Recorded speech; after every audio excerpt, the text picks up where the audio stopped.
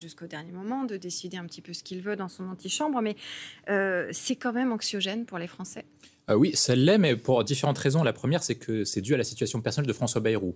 Il faut le rappeler, lorsqu'il annonce la date du 14 juillet, il est en pleine affaire Betaram, et ce qu'il a besoin, c'est d'éporter la pression politique qu'il a à plus tard. Donc il essaie de gagner du temps, et surtout il essaie de aller au-delà du conclave qui était annoncé en juin et qui devait être conclusif, parce que c'est comme ça qu'il avait sauvé son poste et qu'il avait permis l'adoption du dernier budget. Donc il avait besoin de projeter en fait les différentes forces parlementaires et les Français sur après. En fait, il essaie de gagner du temps. Là maintenant, il a un autre problème, c'est qu'en fait, s'il annonce ces mesures maintenant, il a peur d'une fronde ou d'une accumulation de fronde pendant l'été et à la rentrée de septembre, alors que le budget ne doit être présenté qu'en octobre. Donc c'est pour ça en fait qu'ils veulent garder principalement secret. On dit que mais là mardi, apparemment il va pas annoncer il va pas annoncer grand chose. Apparemment, en fait, il veut absolument éviter ça pour deux raisons. La première, c'est qu'il a peur d'une fronde sociale parce que c'est le budget qui va être le plus impopulaire depuis les années 2010, ce qu'on appelle la crise des dettes souveraines.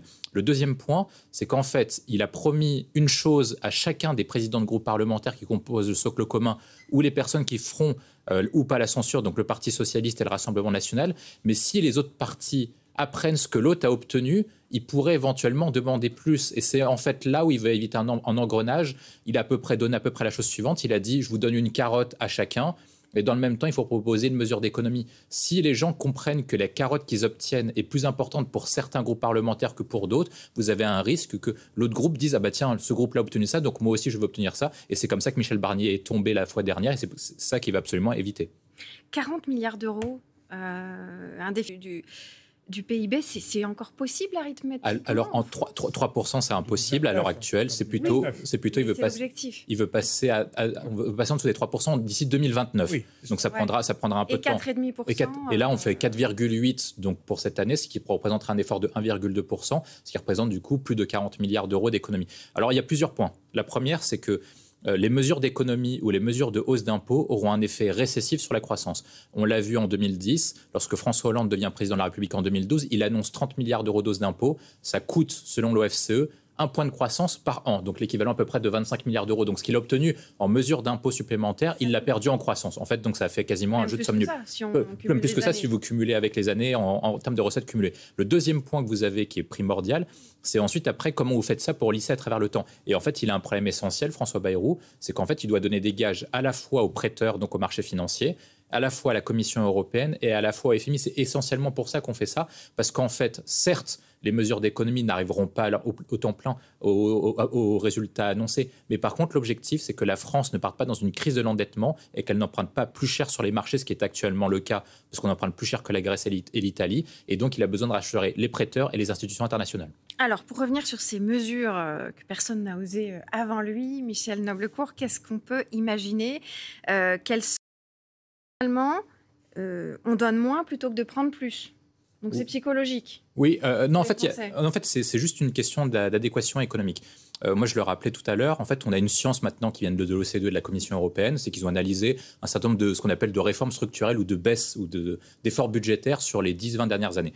Ce qu'on a vu dans les pays occidentaux, donc uniquement occidentaux, je n'ai pas les pays orientaux en tête, c'est que la hausse des impôts a un impact sur la croissance qui est plus élevé que la baisse des dépenses. C'est ça, tout à fait. Donc c'est pour ça qu'il va privilégier l'effort. Là maintenant, ce qu'il doit faire, c'est pas une question économique. En fait, le sujet économique est à peu près tranché, il sait à peu près où est-ce qu'il faut aller. En tout cas, tous les pays européens sont d'accord. Le problème, c'est comment on fait passer ça à l'ensemble des Français. Moi, je pense qu'à peu près, quand on voit son style depuis à peu près 6 mois maintenant, on fait à peu près ce qu'il va faire. Il va dire sur 40 milliards, c'est à peu près ça les grands ensembles, il va dire 10 milliards pas de hausse d'impôts, mais en fait de rabots et de suppression de niches fiscales ou d'abattements, etc. Ça va être à peu près ça. C'est-à-dire, dedans, vous pouvez compter l'abattement sur les retraités, qui bénéficient d'un frais professionnel qui représente à peu près 4-5 milliards. Vous avez un certain nombre de niches fiscales, donc quand vous dépensez de l'argent pour employer, c'est ça exactement.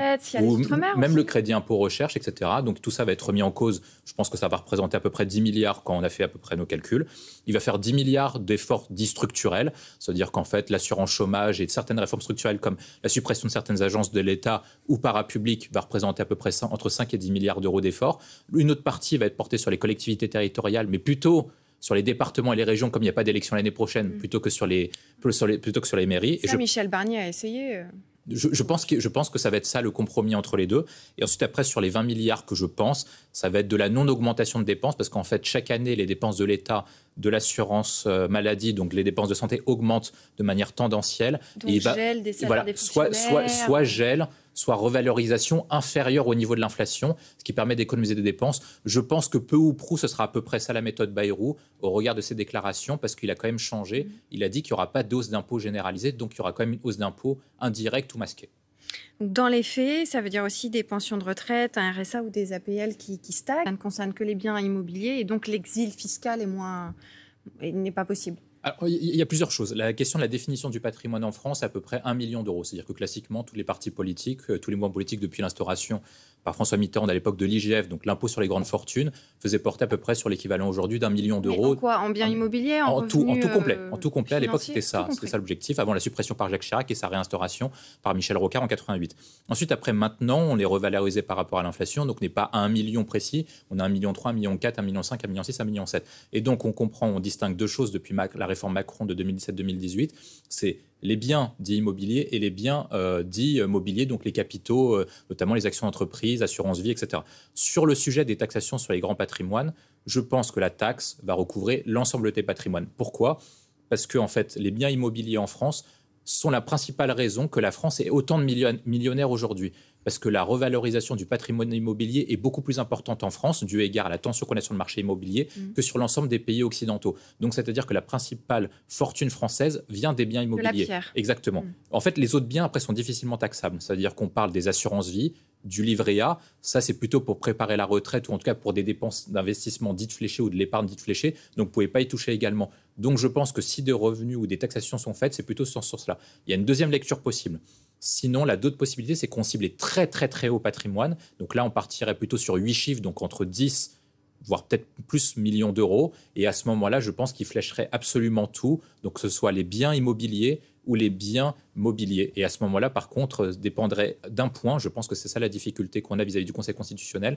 C'est que lorsque Nicolas Sarkozy a mis en place ce qu'on appelle le bouclier fiscal en 2007, qui permettait de plafonner tous les impôts que vous payez à 50%, le Conseil constitutionnel a dit que les taxations que vous payez en termes de patrimoine ne peuvent pas dépasser un an de salaire. Donc, exemple simple pour vous donner, pour que tout le monde comprenne, Bernard Arnault ne peut pas être taxé sur 1% de son patrimoine parce que ça représenterait plus d'1 milliard d'euros.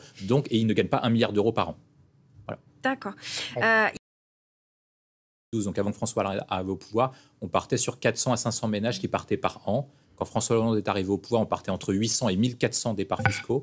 Et l'arrivée au pouvoir d'Emmanuel Macron a fait baisser le nombre de ménages, donc considérés comme très riches, inférieur à 500 avec la transformation de l'ISF maintenant en IFI. Donc en fait, ça concerne à peu près ça, le grand ensemble. La question qui est posée pour parler des grands ensembles, toute l'optimisation fiscale plus fraude fiscale associée, c'est à peu près 80 milliards d'euros par an, selon l'OCDE ou selon la Commission européenne.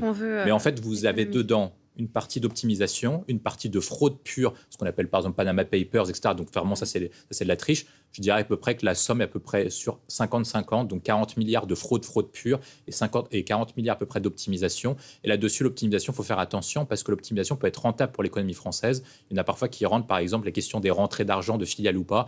Je prends un exemple, vous avez beaucoup d'entreprises françaises qui ont des filiales en fait ailleurs et donc elles utilisent des transferts fiscaux pour faire des investissements qui soient plus rentables. Et donc, si vous taxez ça, peut-être que vous avez une perte économique. Le truc qu'on peut récupérer, c'est vraiment la fraude fiscale pure, mais là-dessus, c'est très compliqué et que les États-Unis ont réussi à la récupérer, avec à l'époque d'Obama. On a aussi entendu pas mal ce qui est annoncé pour dissoudre à nouveau, puisqu'il a à nouveau le droit. Alors, sur la question de la dissolution, s'il dissout aujourd'hui, il faut le dire très clairement, il va perdre encore plus que ce qu'il a perdu la dernière fois, donc ils vont finir avec un groupe parlementaire inférieur à 150. Ce que le commun tout compris. Donc ils vont parce que là, les Français se disent plutôt pour une dissolution et le départ de oui, François mais Bayrou dans les sondages. Ils sont pour une dissolution parce qu'ils sont contre Bayrou et contre Macron, qui sont très impopulaires. Donc bon, ça va être une tôle électorale, donc il faut être très clair, ils vont perdre. Donc, par contre, là où il a une possibilité, c'est que s'il tente un budget qui est dit équilibré et qu'ensuite après on voit qu'il n'y a pas une obstruction de la part du gouvernement, mais qu'en fait le réflexe de paralysie est porté davantage sur l'Assemblée nationale qui refuserait des compromis, que ce soit le Parti socialiste ou le Rassemblement national. Dans ce cas-là, et que Bayrou tombe et qu'éventuellement un autre, le successeur de Bayrou, tombe aussi, Emmanuel Macron pourra bénéficier de ce qu'on appelle du réflexe légitimiste qu'il a bénéficié lors de la crise des Gilets jaunes au moment des européennes de 2019 ou ce qu'avait bénéficié le général de Gaulle en 68, qui lui permettrait un gain de popularité en disant qu'il est obligé de dissoudre l'Assemblée nationale, non pas pour son confort personnel, mais parce que l'Assemblée nationale bloque l'adoption du budget. Et dans ce cas-là, il parlera du shutdown à l'américaine, du fait que les fonctionnaires ne soient pas payés, qu'on ne peut pas emprunter, etc. Donc il fera peser une sorte de climat, pas d'anxiogène, mais encore plus anxiogène que ce qu'on connaît actuellement, pour dire que que s'il n'y a pas de dissolution, s'il n'y a pas de nouveau gouvernement et s'il n'a pas de majorité, dans ce cas-là, la France tomberait dans le chaos et qu'on aurait quasiment le FMI à la porte de Paris. C'est à peu près ça sa tactique en cas de dissolution. Mais s'il n'y a pas ça, et si les Français ne voient pas, enfin si les Français observent que le Parti socialiste est vraiment prêt à jouer le jeu, que le Rassemblement national est vraiment prêt à jouer le jeu, il n'a aucune chance de dissoudre. Je ne vois pas comment il peut remporter une majorité, en tout cas obtenir plus de chaises que ce qu'il en a actuellement. Rapidement.